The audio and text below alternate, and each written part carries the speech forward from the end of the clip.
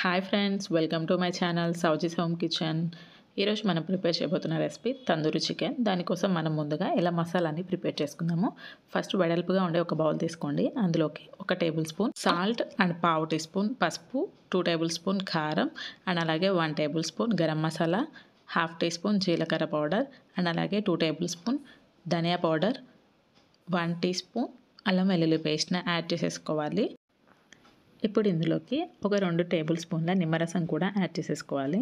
ఆ తర్వాత ఇందులోకి ఒక 2 టేబుల్ స్పూన్ పెరుగును కూడా యాడ్ చేసేసుకొని ఈ మసాలాలన్నీ మంచిగా కలిసేలాగా ఇలా ఒకసారి మనం మంచిగా మిక్స్ చేసేసుకోవాలన్నమాట. ఇదంతా ఇలా మంచిగా కలిపేసుకున్న తర్వాత ఇందులోకి ఒక 2 టేబుల్ స్పూన్ ఆయిల్ కూడా యాడ్ చేసేసుకోవాలి. ఆయిల్ కూడా యాడ్ చేసేసుకొని ఇదంతా మంచిగా కలిసేలాగా ఒకసారి మళ్ళీ మిక్స్ చేసేసుకోండి.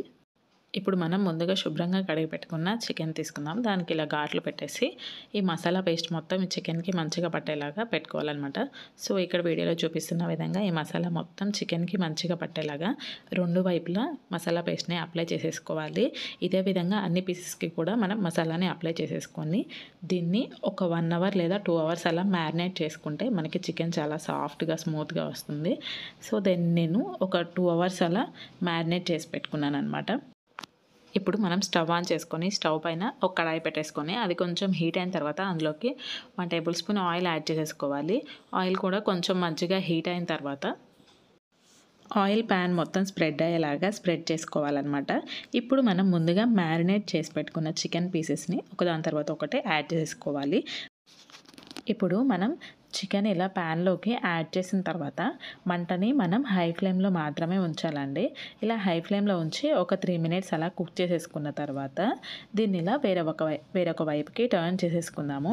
ఇప్పుడు ఈ చికెన్ ఒక 3 to 6 మినిట్స్ అలా కుక్ అయిన తర్వాత దీన్ని మళ్ళీ వేరొక సైడ్కి ఇలా తిప్పేసుకొని దీనిపైన మూత పెట్టేసి మంటని లో ఫ్లేమ్లో పెట్టి ఈ చికెన్ మనకి మంచిగా సాఫ్ట్గా కుక్ అయ్యే వరకు కుక్ చేసేసుకోవాలి. సో ఇప్పుడు మనం దీనిపైన మూత పెట్టేసి కుక్ చేద్దాము. ఒక 3 మినిట్స్ తర్వాత మనం మూత తీసి చూద్దాము. చూసారు కదా, చికెన్ మనకి ఇలా మంచిగా కుక్ అవుతూ ఉంది. సో ఈ చికెన్ని మళ్ళీ వేరొక వైపుకి తిప్పుకొని వేరొక సైడ్ కూడా మంచిగా ఫ్రై అయ్యేలాగా ఫ్రై చేసేసుకోవాలన్నమాట. ఇలా తిప్పుకొని దీనిపైన మళ్ళీ మూత పెట్టేసి ఒక 3 మినిట్స్ తర్వాత మనం మూత తీసి చూద్దాము. చూసారు కదా, చికెన్ లైట్గా కొంచెం కుక్ అయింది. సో దీన్ని మళ్ళీ వేరొక వైపుకి ఇలా టర్న్ చేసేసుకొని మళ్ళీ దానిపైన మూత పెట్టేసి కుక్ చేసేసుకోవాలి. ఇదే ప్రాసెస్ కంటిన్యూ చేయాలండి. చికెన్ కుక్ అవ్వడానికి మనకి 30 మినిట్స్ అలా టైం పడుతుందండి. ఇప్పుడు నేను ఫోర్క్తో ఒకసారి చెక్ చేసి చూస్తున్నాను కదా, చికెన్ మనకి చాలా సాఫ్ట్గా కుక్ అయిపోయింది. అంతే ఫ్రెండ్స్, ఎంతో సింపుల్ అయిన టేస్టీ తందూరి చికెన్ రెడీ అయిపోయింది. మీరు కూడా తప్పకుండా ఒకసారి ఇంట్లో ట్రై చేయండి. మీకు కూడా తప్పకుండా నచ్చుతుంది.